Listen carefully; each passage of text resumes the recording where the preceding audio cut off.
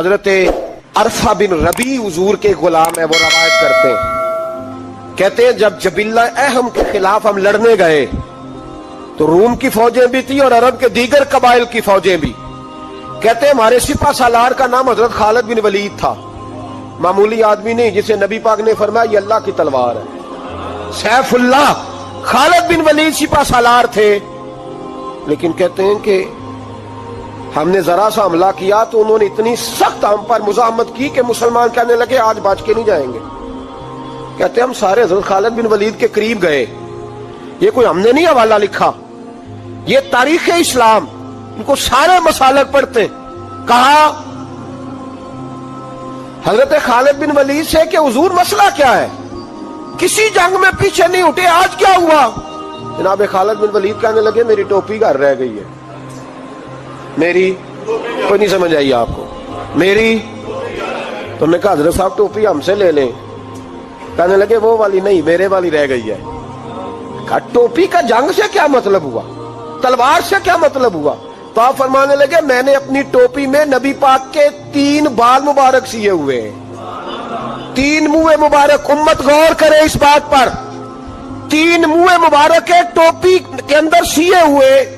فرمانے لگے تلواریں تو سب کے پاس ہیں، مجھ سے بہادر بہادر سیانے بندے بھی ہیں، پر جب میں حضور کے منہ مبارک سر پہ رکھ کے میدان میں نکلتا ہوں تو فرمایا پھر اللہ مجھے ہر میدان میں کامیابیاں عطا فرماتا ہے. یہ نظریہ دیکھو، عقیدہ دیکھو، تبرک کی کوئی نہیں، برکت ہی کوئی نہیں. کہاں بیٹھ کے دین پڑھا ہے؟ یا ہمیں سمجھا لو یا پھر ہم سے ایک کام ضرور کرو بھائی، ایک طرف تو آؤ نا. حضرت خالد بن ولید کہنے لگے ٹوپی رہ گئی ہے. صحابہ دلیری دینے لگے کچھ نہیں ہوتا، قربان جائیں. حضرت ابو عبادہ بن جراح کہتا ہے میں مدینے میں سویا ہوا تھا تو نبی پاک مجھے خواب میں ملے. حضور نے فرمایا میرے خالد کے گرد فوجیں چڑھ گئیں، تو یہاں سویا ہوا ہے، اٹھ پکڑ بندے چل پہنچ میدان میں. کہتے میں نے حضرت ابو عبادہ بن جراح کہتے ہیں میں صبح اٹھتے ہی میں نے لشکر تیار کیے، گھوڑے دوڑائے، مدد کے لیے نکلے. جب ہم رستے میں جا رہے تھے تو ایک ہمیں نوجوان ملا گھوڑے پہ، سر پٹ گھوڑا دوڑا رہا ہے اور بڑی اس کی تیزی ہے. کہتے ہم نے آواز دی تو اس نے اور تیز کر دیا. حضرت خالد بن ولید کے میدان کے قریب پہنچ گیا. کہتے میں نے 2 سپاہی دوڑائے، میں نے جا کے کہا اسے روکو، کون ہے؟ کہتے جب ہم قریب گئے نا اس نے کہا پیچھے ہٹ جاؤ، قریب نہ آنا. کہتے ہم نے کہا تو کون ہے؟ کہنے لگے میں حضرت خالد بن ولید کی زوجہ ہوں، میں ان کی اہلیہ ہوں. تو کہا آپ کدھر جا رہی ہیں؟ کہنے لگی وہ منہ مبارک والی ٹوپی گھر بھول گئے تھے، اور ٹوپی بھول گئے تھے. سارے راز نہیں جانتے، میں بیوی ہوں، میں جانتی ہوں کہ خالد کو کامیابی ملتی تھی مصطفیٰ کے تبرک کی برکت سے. وہ ٹوپی بھول گیا ہے، مسئلہ بن گیا ہوگا. ٹوپی پہ نظر پڑی ہے تو مجھے کوئی اور ملا نہیں تو میں خود دینے جا رہی ہوں. حضرت ابو عبادہ بن جراح کہتے ہیں ہم نے کہا کہ ہمیں دے دو بہن، ہم دے دیں گے. کہنے لگے نہیں، ہمیں پتہ ہے اس کا ادب کس طرح کرنا ہے، کیونکہ ہمارے گھر میں رہتی ہے تو ہمیں پتہ ہے ادب. اور یارو اگر یہ ذائقہ ہی نہیں تو پھر تجھے حضور کی عزت کا پتہ ہی نہیں. اگر تو حضور کے تبرک سے آشنا ہی نہیں پھر تجھے پتہ ہی نہیں رسول اللہ کے مقام کا. اقبال کہنے لگے اگر بھاؤ نہ رسیدی تمام بھول حدیث، اگر تو حضور کے قدموں تک نہیں پہنچا پھر تو ابو لہب کے کھاتے میں جائیں گی تیری نمازیں. میرے مصطفیٰ کریم سید عالم صلی اللہ علیہ وسلم کی وہ ٹوپی لے کر زوجہ کہنے لگی تمہیں ادب کا نہیں پتا، میں ہی جاؤں گی. کہا چلو.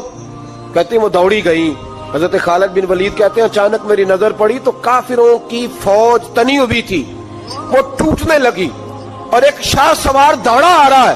تو میں نے کہا یہ اکیلا جوان صفے کاٹتا آ رہا ہے، ہم لڑ رہے تھے تو یہ فوج ہم پر چڑھ آئی تھی، اکیلا جوان.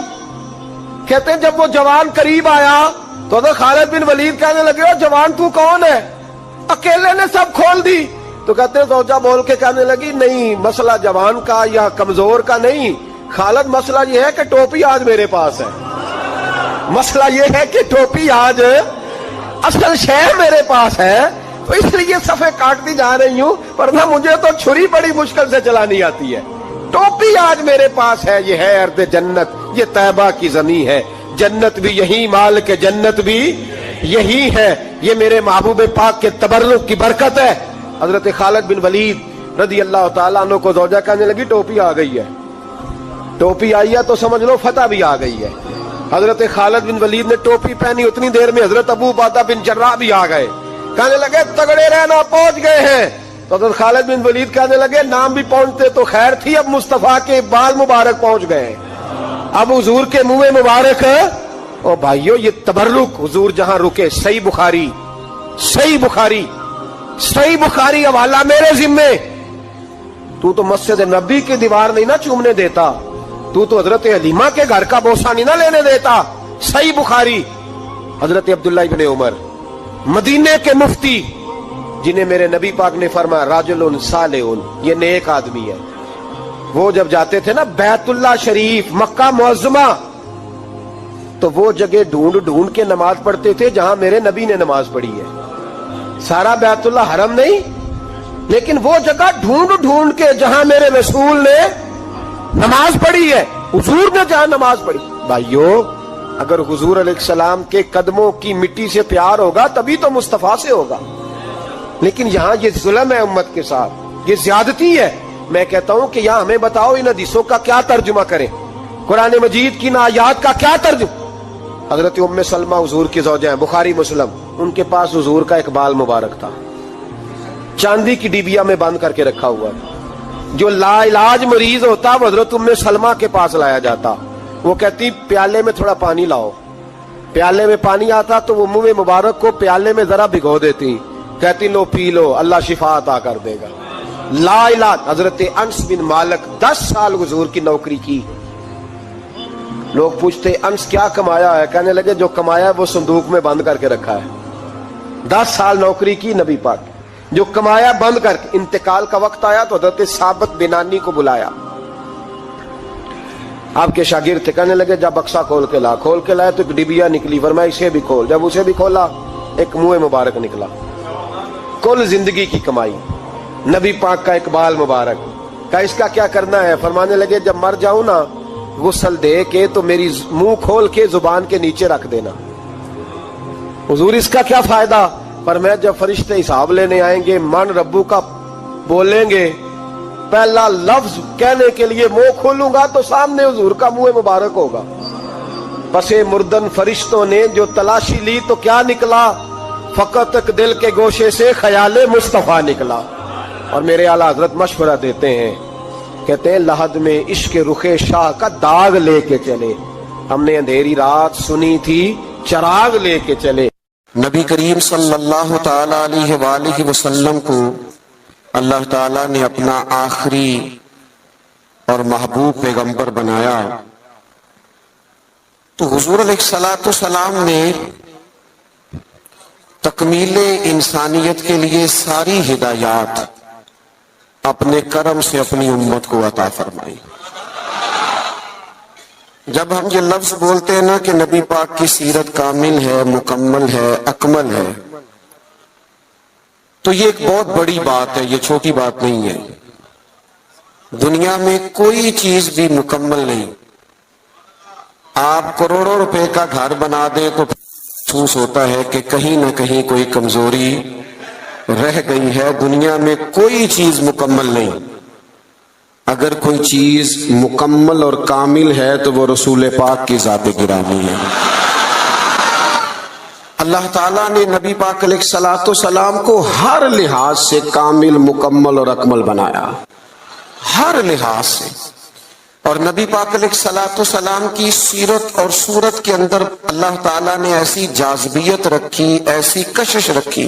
حضرت عبداللہ ابن عباس رضی اللہ تعالیٰ عنہ فرمایا کرتے ہیں، آپ فرماتے ہیں کہ نبی پاک علیہ السلام کوئی معجزہ نہ بھی دکھاتے، حضور ڈوبے ہوئے سورج کو واپس نہ بھی بلاتے، چاند کے 2 ٹکڑے نہ بھیجتے، درخت سجدے نہ بھی کرتے، کلمہ نہ بھی پڑھتے، تو فرماتے محبوب کا چہرہ ہی ایسا تھا، لوگوں نے دیکھتے جانا تھا اور کلمہ پڑھتے جانا۔ وہ جاذبیت، وہ حسن، وہ رعنائی، وہ چیزیں ایسی ہوتی ہیں جو قابل کشش ہوتی ہیں انسان کے لیے۔ تبھی تقاضا ہوتا ہے بندے کا کہ وہ چیز بندے کو اپنی طرف کھینچتی ہے۔ جتنی قابل کشش چیزیں تھیں صورت اور صورت کے لحاظ سے اللہ نے ساری مدینے والے محبوب کو عطا فرمایا محمد الرسول اللہ صلی اللہ علیہ وسلم، محمد اللہ کے رسول ہیں، محمد اللہ کے رسول، کامل صورت و سیرت کے ساتھ اللہ نے محبوب کو مبعوث فرمایا۔ اب جو نبی پاک علیہ السلام نے تربیت کی بات کی نا، لوگوں کو سمجھانے اور سکھانے کی بات کی، تو ایسا نہیں ہے کہ جو بات اچھی تھی فقط جو اچھی تھی وہ حضور نے کر دیا، ایسا نہیں، بلکہ محبوب فرماتے ہیں میں مکارم اخلاق کی تکمیل کے لیے آیا ہوں، یعنی حضور نے وہ اچھی بات کی ہے کہ اس سے زیادہ اچھی بات ہو سکتی نہیں، وہ آخری درجہ ہے خیر کا، اس سے زیادہ اچھی بات ہو نہیں سکتی۔ اللہ کے محبوب علیہ السلام نے جو تربیت فرمائی لوگوں کی، تو وہ تربیت تھی یتلو علیکم آیاتنا ویزکیکم، کہ محبوب تم پر آیتیں پڑھیں گے اور تمہارے باطن کو پاک فرما دیں گے۔ نبی پاک علیہ السلام کے سامنے جو جماعت آئی نا، سب سے پہلے حضور نے جن کی تربیت کی، سب سے پہلے جن لوگوں کو نبی پاک علیہ السلام سے فیض لینے کا اور امت میں بانٹنے کا اللہ تبارک و تعالیٰ نے موقع عطا کیا، وہ نبی پاک کے اہل بیت ہیں اور حضور کے صحابہ کرام ہیں۔ جو دنیا کے بہترین لوگ تھے نا، بہترین عقل و خرد کے لحاظ سے، فہم و فراست کے لحاظ سے، تقوی اور روحانیت کے لحاظ سے جو بہترین لوگ تھے، وہ اللہ تعالیٰ نے اپنے محبوب کی غلامی کے لیے منتخب فرمایا۔ انسانی مزاج اس طرح کا ہے کہ اس میں منفی چیزیں زیادہ آتی ہیں، طبیعت اس طرح کی ہوتی ہے کہ شر کو بعضوں کا دل جلدی قبول کرتا ہی مزاج ہوتا ہے۔ حضور علیہ السلام نے فرمایا اللہ تعالیٰ نے دوزخ کو خواہشات سے ڈھانپ دیا، جو چیزیں دل کو طبیعت کو جلدی اپنی طرف کھینچتی ہیں وہ دوزخ کی طرف لے جاتی ہیں، خواہشات نفسانیہ جو ہوتی ہیں، انسان کی طبیعت جلدی مائل ہوتی ہے۔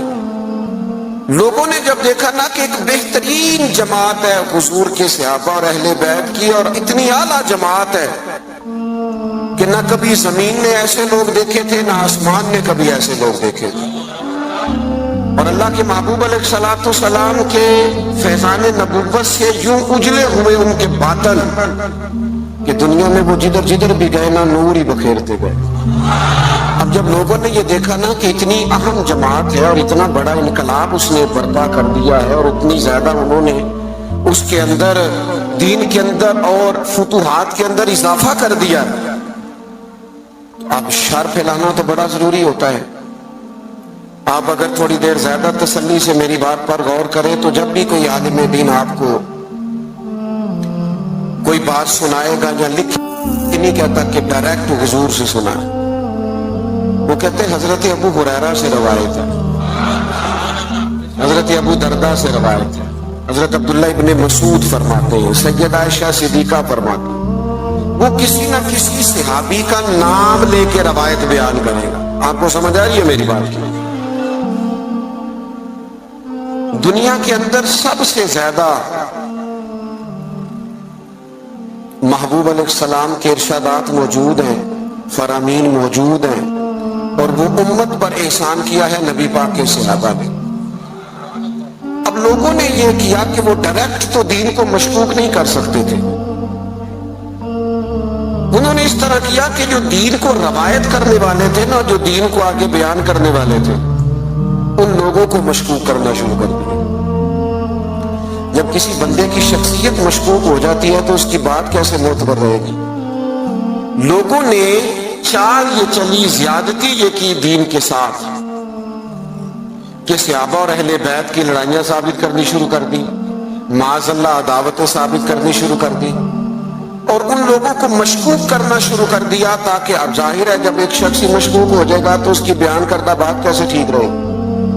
تو جب آپ صحابہ اور اہل بیت کے تعلق سے کسی تشکیک کا شکار ہوتے ہیں تو جتنا دین وہ لائے، قرآن مجید کو جمع کرنا شروع کیا تھا حضرت صدیق اکبر نے، اور اس میں بھرپور کردار ادا کیا سیدنا عثمان غنی نے۔ تو جب آپ ان لوگوں کو ہی مشکوک کر دیں گے تو جو کام انہوں نے کیے وہ کیسے معتبر رہیں گے؟